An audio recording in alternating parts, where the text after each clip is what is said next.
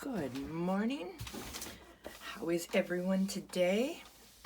Hope everyone is staying in and staying away from the groups of people.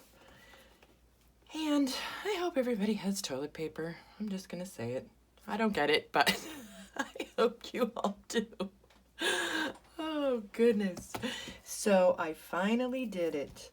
I have been pondering, I have been gathering, and I finally turned the handy daybook into a junk journal.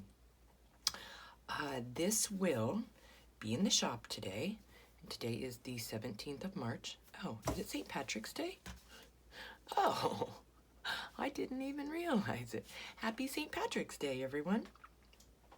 I will also have in the shop, hopefully today, I've scanned this cover, and I'm going to make a digi.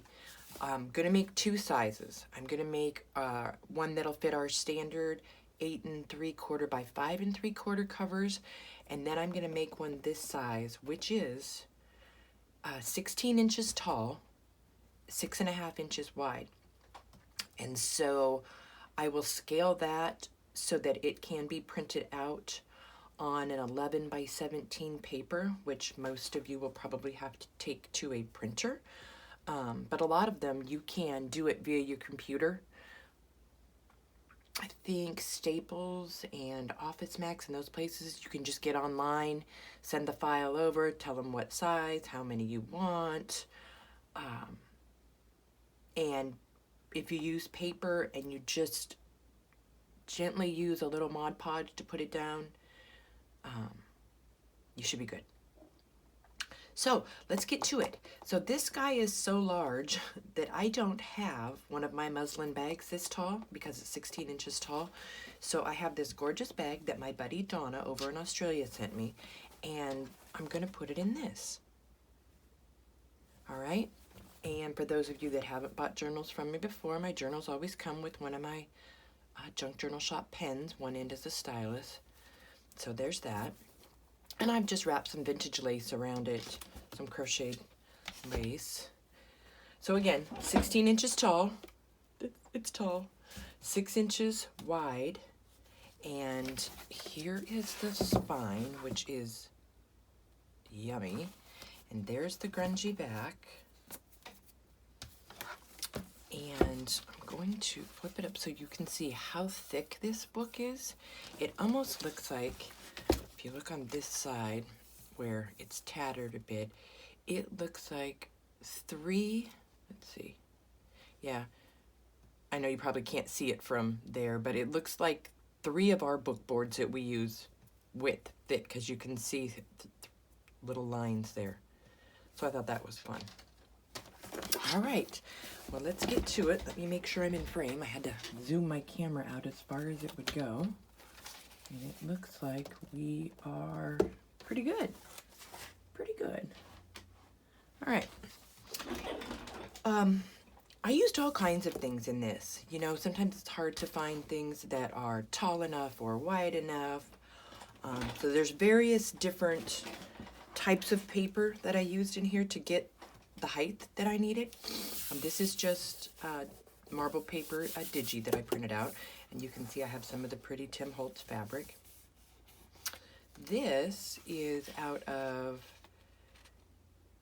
a money order ledger from 1913 that I just got my hands on. So there's that. This is a piece of wallpaper. Now the other side was white, and if you know me, you know I don't like anything white in my journals. So what I did was I decoupaged a napkin on the other side, and there's some vintage tape. And this is just some cardstock with a ledger bit sewn on. This paper was a wrapper of some other paper that I have in here that I picked up at a thrift shop. So I thought it was fun and grungy, and it's got, you know, the color of paper, that it was 12 by 18. So that's in there. There's some vintage ledger from the 1800s. I've taken some regular tea stain paper, and right here I didn't, but in lots of places you'll see where I'd sewn it together on the middle. And this one has a bit sewn on and a pretty charm hanging from the bottom. A gorgeous page out of a vintage book. I love that plate. And here's some more tea stain with a vintage postcard on the other side of the ledger. This is one of the new Tim Holtz sewn bits, a receipt from 1925. Here's the other side of that cardstock with a little tab and the napkin and the wallpaper. And this is the other side of the ledger, money order ledger page.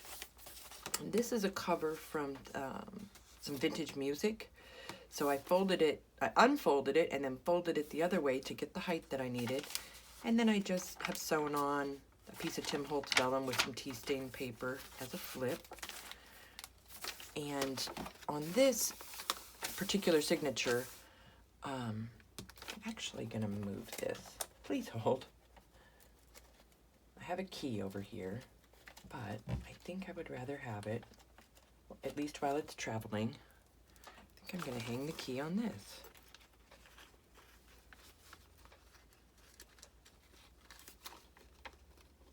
There, I like that. Nice. There's a piano roll in there.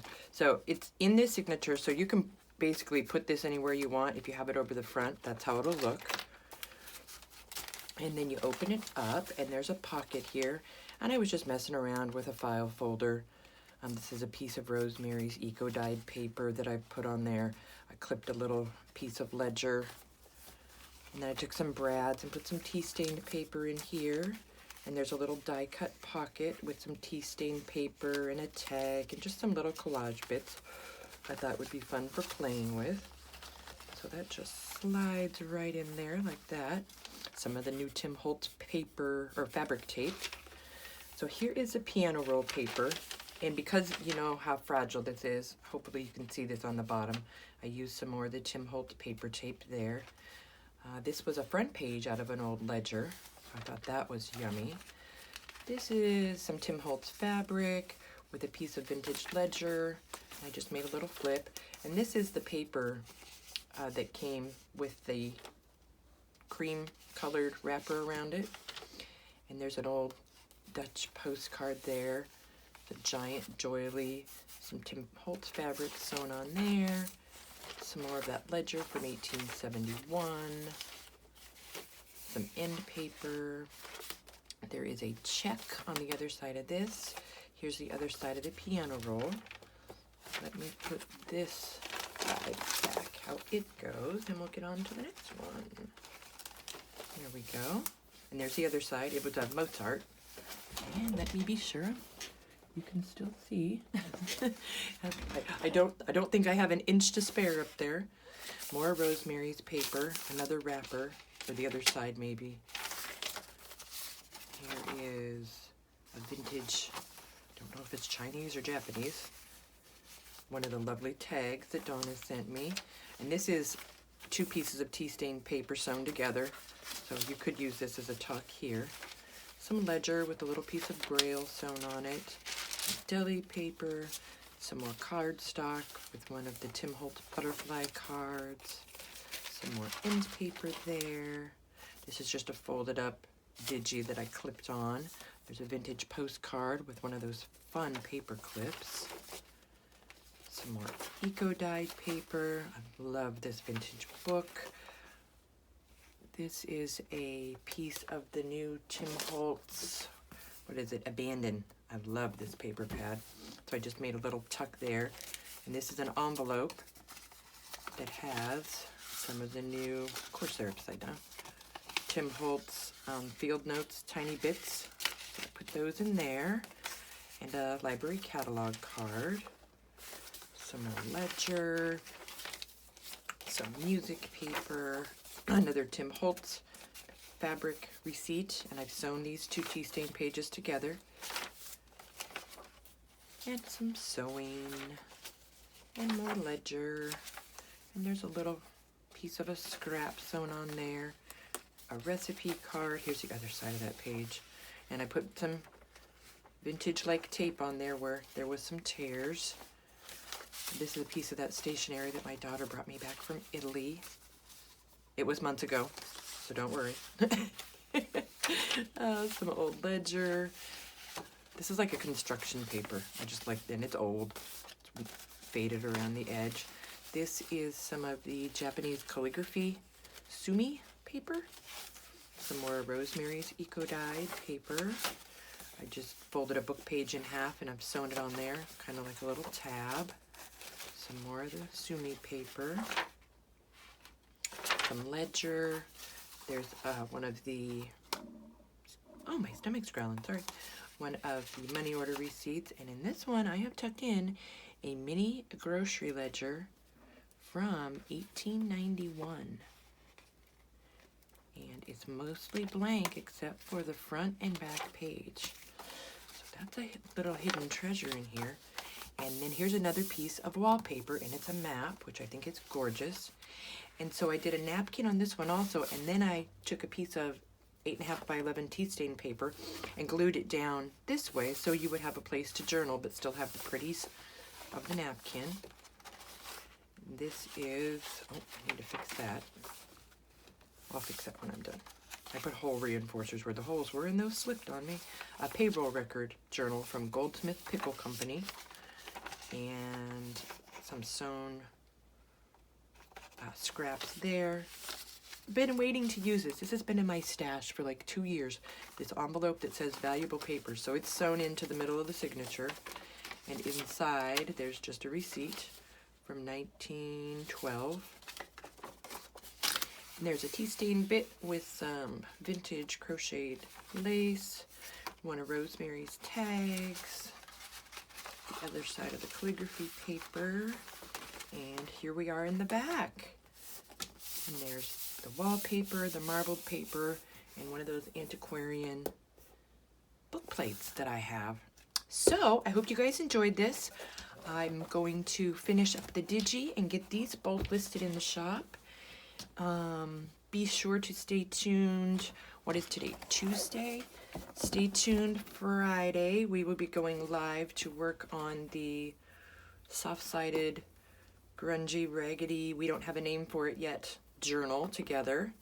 And then Saturday at 2 p.m. Eastern, I will be having another ledger and lace sale. So I will see you guys soon. Everybody stay home, stay safe, and have a great afternoon. And happy St. Patrick's Day. Bye, guys.